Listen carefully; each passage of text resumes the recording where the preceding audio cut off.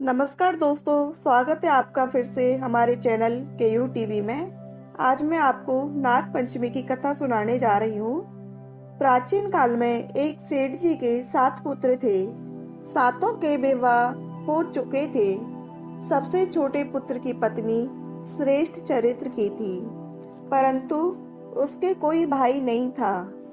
एक दिन सभी बहुएं घर लीपने के लिए पीली मिट्टी लेने गईं। जैसे ही बड़ी बहू ने मिट्टी खोदी, वहां से एक सर्प निकला, तो बड़ी बहू खुरपी से उसको मारने लगी। यह देखकर छोटी बहू ने उसे रोकते हुए कहा, मत मारो इसे, यह बेचारा निरपराध है।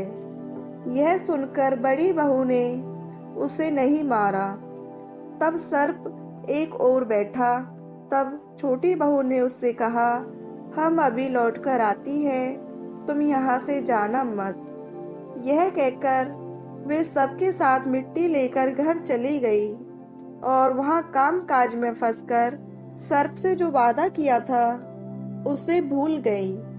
उसे दूसरे दिन वह बात याद आई तो वहाँ पहुंची और सर्प को उस स्थान पर बैठा देखकर बोली, सर्प भैया नमस्कार।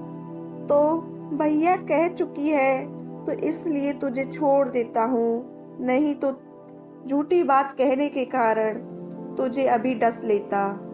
भैया मुझसे भूल हो गई, उसकी क्षमा मांगती हूँ। तो सर्प ने कहा, अच्छा तू आज से मेरी बहन हुई और मैं तेरा भाई हुआ, तुझे जो मांगना है मांग ले।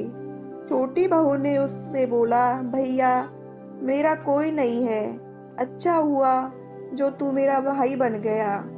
कुछ दिन व्यतीत होने पर वह सर्प मनुष्य का रूप रखकर उसके घर आया और बोला, मेरी बहन को भेज दो।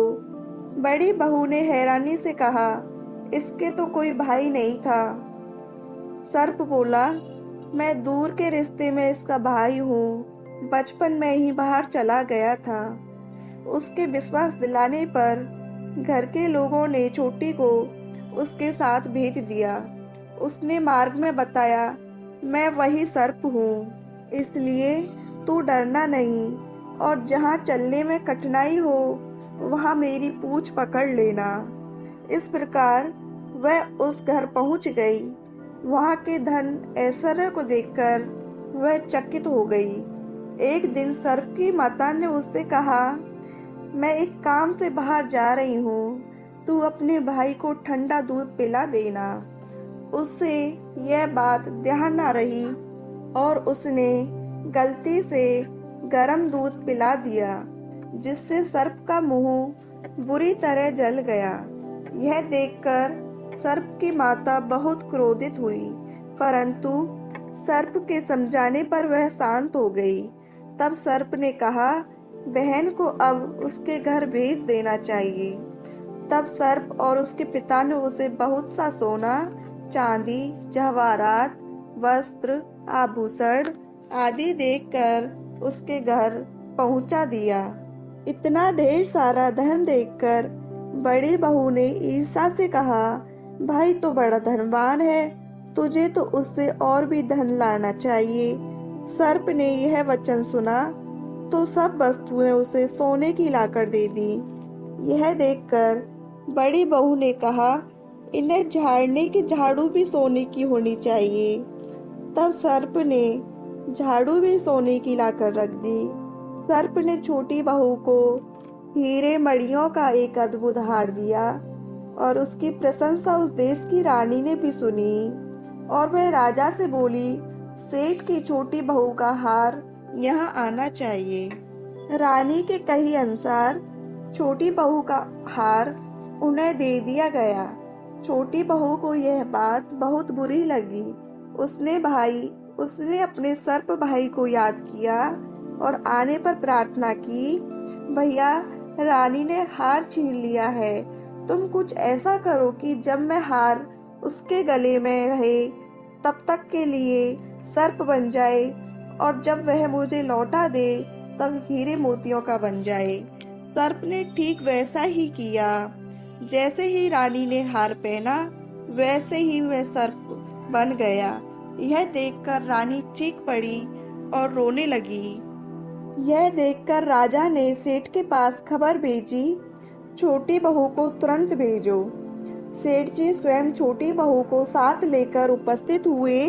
राजा ने छोटी बहू से कहा, तूने क्या जादू किया है, मैं तुझे दंड दूंगा।